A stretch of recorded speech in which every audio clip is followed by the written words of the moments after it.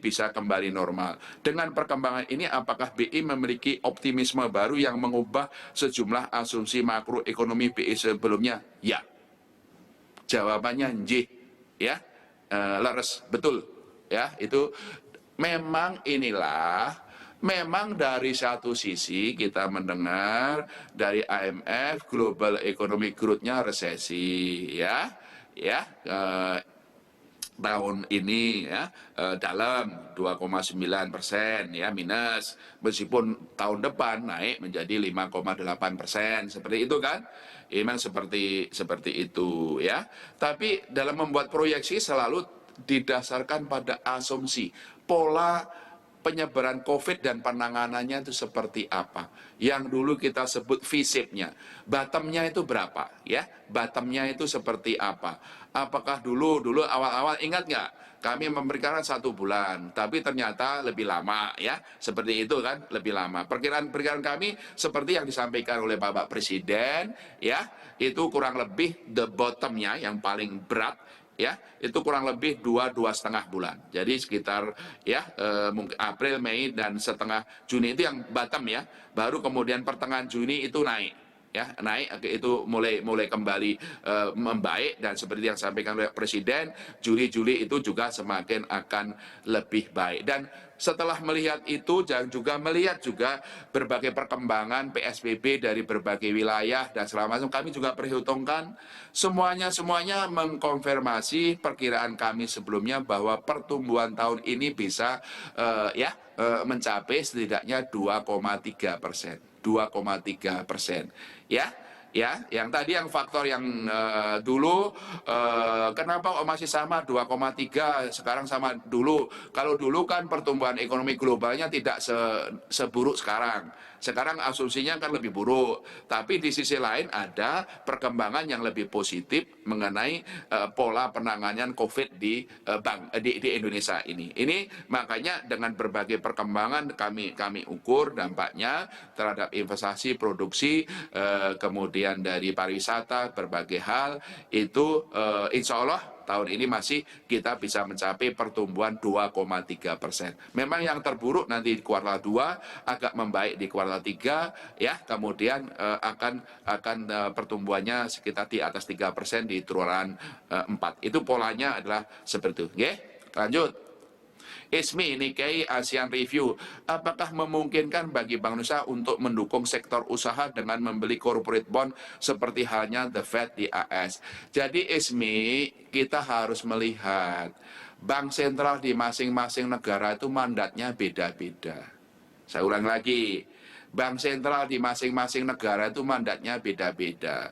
Kalau Fed di Amerika Serikat memang mandatnya penciptaan lapangan kerja, mendorong pertumbuhan ekonomi.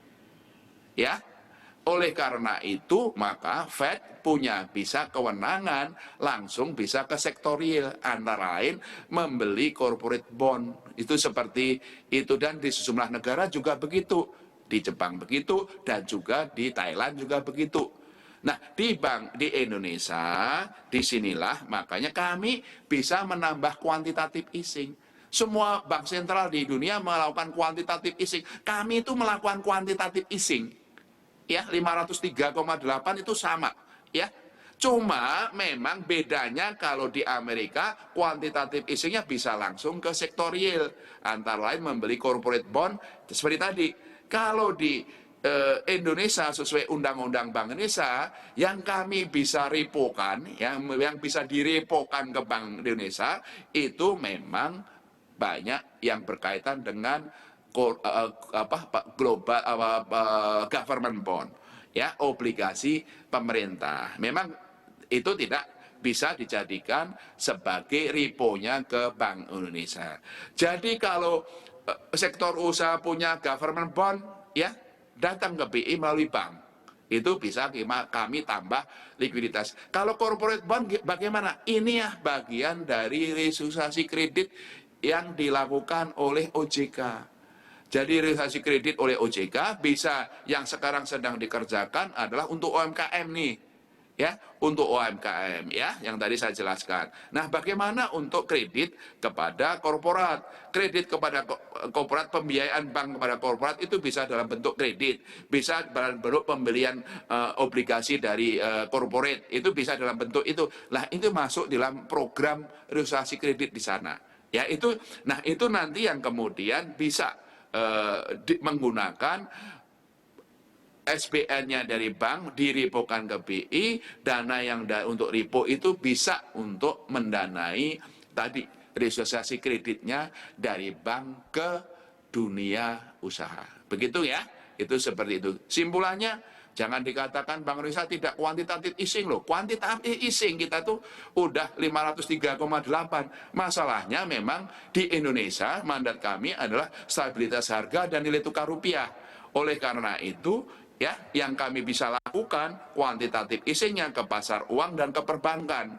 Fiskalnya yang dari nanti untuk stimulus ekonomi, ya OJK-nya yang melakukan restrukturisasi kredit perbankan. Itulah bagaimana kebijakan di Indonesia. Oleh karena itu, kenapa koordinasi dari 3 institusi ini, ya itu sangat kita berdiskusi terus. Siapa terakhir ini? Bidara Deo Kontan. Kadin mengestimasi total biaya kebutuhan penanganan dampak COVID lebih 1.600. Usulannya anggaran tersebut dari BI dengan suku bunga 1% sampai 2%. Apakah BI bisa memenuhi usulan Kadin tersebut? Lalu berapa imbal hasil yang tepat dan berapa lama idealnya dana itu bisa ditarik lagi oleh Bank Indonesia seperti tapering di AS tahun 2008. Bidara, ya, Bank Indonesia ya akan ya terus mendasarkan pada kaidah-kaidah kebijakan yang prudent ya yang prudent dan berdasarkan tata kelola yang baik. Ya, tata kelola yang baik. Ya, seperti itu ya.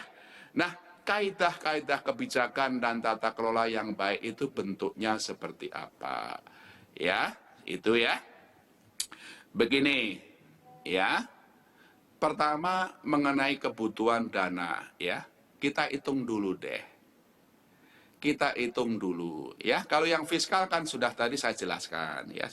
Sekarang kita bicara masalah kebutuhan untuk restrukturisasi kredit. Ya, restrukturisasi kredit itu kan ada komponen penundaan pokok, angsuran pokok, dan penundaan angsuran bunga. Ya, dan kreditnya juga ada kredit UMKM sama kredit untuk korporat. Seperti itu ya, seperti itu. Ya, nah jangka waktunya berapa? Apakah 6 bulan? Ya, kalau 6 bulan tentu saja ngitungnya bukan outstanding kredit, adalah angsuran pokok selama 6 bulan itu berapa. Kalau UMKM, perkiraan kami selama 6 bulan itu penundaan angsuran pokok itu kurang lebih sekitar 140-an triliun ya. Sekitar 140-an triliun, bahkan mungkin lebih rendah dari itu ya, seperti itu ya. Nah, kalau korporat tentu saja perlu dihitung berapa korporat ya. Ini tentu saja yang perlu dihitung ya. Kami akan koordinasi. Nah, kalau UMKM tentu saja perlu ada subsidi bunga kan ya untuk UMKM. Tapi kalau korporat masa harus dikasih subsidi bunga? Ya kan? Mosok korporat dikasih subsidi bunga, sudah ditunda pokoknya, ditunda angsuran bunganya, kemudian apakah juga layak diberikan subsidi bunga? Memang ini ranahnya kebijakan fiskal. Kalau subsidi bunga ranah kebijakan fiskal, tapi logikanya kalau UMKM diberikan subsidi bunga wajar. Tapi kalau korporat sudah ditunda pokoknya, sudah ditunda bunganya, mosok dikasih subsidi bunga. Nah ini logikanya harus dilihat. Jadi dari sisi jumlahnya dan dasar pemikiran mengenai respon kebijakannya seperti itu. Nah, untuk penundaan angsuran pokok kan perlu likuiditas, ya. Jumlahnya sekali lagi bank-bank itu punya SBN di bukunya mereka hampir 700 triliun, sekitar 700 triliun. Nah, 700 triliun ini bisa direpokan ke Bank Indonesia. Ya, direpokan ke Bank Indonesia. Ini tentu saja mengikuti kaidah kebijakan yang ada di Bank Indonesia, yaitu yang kita sebut rate-nya term repo. Reponya mau 1 bulan berapa, 3 bulan berapa, 6 bulan berapa, dan kemudian 12 bulan berapa. Tergantung tenornya reponya oleh bank-bank, tergantung oleh kebutuhan likuiditasnya dari bank-bank. Oleh karena itu, makanya ya saya tegaskan di sini ya, Bank Indonesia punya 3 prinsip ini ya. 3 prinsip ini di dalam melakukan kebijakan Bank Indonesia ya yang prudent berdasarkan tata kelola yang baik. Satu, bahwa program pemulihan ekonomi itu adalah program dari pemerintah yang didasarkan pada program restrukturisasi kredit perbankan, di mana memang di dalamnya dari Perpu dimungkinkan nanti pemerintah menerbitkan SBN dan kemudian dibeli oleh Bank Indonesia melalui pasar perdana kalau memang SBN-nya di perbankan kurang.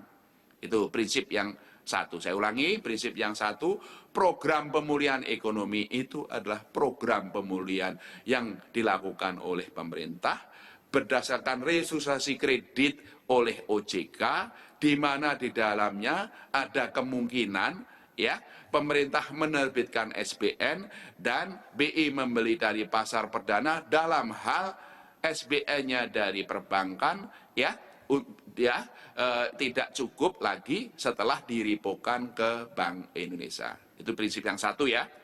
Prinsip yang kedua, bahwa di dalam pembelian SBN di pasar perdana ya oleh pemerintah yang diterbitkan oleh pemerintah oleh Bank Indonesia, dalam hal nanti pemerintah menerbitkan SBN untuk program pembelian ekonomi ini itu ya, dan kemudian BI kemudian melakukan pembelian, itu yield SBN tidak boleh lebih rendah dari term repo-nya biaya operasi moneter. Jadi saya ulangi lagi, prinsip yang kedua, dalam hal nanti Bank Indonesia membeli SBN yang diterbitkan oleh pemerintah untuk tambahan pendanaan program pemulihan ekonomi ini memang tidak boleh lebih rendah dari biaya operasi moneter. Kenapa? Agar nanti kalau terjadi penambahan likuiditas dan ke depan itu berdampak kepada inflasi, Bank Indonesia kemudian bisa melakukan pengendalian likuiditas. Di dalam pengendalian likuiditas itu ada biaya operasi moneternya. Ya, itu adalah prinsip yang kedua. Ya, seperti itu. Ya, berbagai pihak bisa mengusulkan, boleh. Tapi prinsip dasar kebijakan Bank Indonesia yang prudent berdasarkan tata kelola begitu. Ya, itu seperti itu nomor 2. Nomor 3, karena ini adalah program nasional, tentu saja nanti mekanismenya perlu juga konsultasi dengan BPK dan DPR. Ya, itu perlu seperti itu. Semuanya ini agar memang diperlukan agar tidak terjadi moral hazard. Yang UMKM kita bantu ya seperti itu. Tapi yang memang sudah bisa ya bisa bergerak ya untuk yang korporat, tentu saja justru mari kita gotong royong membantu untuk khususnya untuk UMKM maupun yang lain-lain. Nah, ini 3 prinsip yang kita anut di Bank Indonesia, dan semuanya ini tentu saja kita akan melihat sejarah di masa-masa lalu ya, bagaimana kebijakan-kebijakan itu harus kita lakukan agar tetap berdasar kaidah yang prudent dengan tata kelola yang baik. Saya kira tiga hal itu tiga prinsip itu yang kami akan anut di Bank Indonesia. Ya, masih ada lagi. Khairul Kahfi Harian Nasional, bagaimana kesiapan BI memenuhi kebutuhan uang tunai dan segala macam, tunggu ya, sabar ya. Khairul Kahfi sabar, nanti ada bincang-bincang media akan diadakan untuk itu menjawab.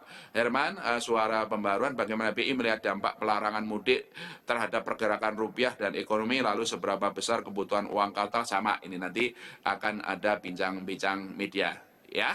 Ada lagi?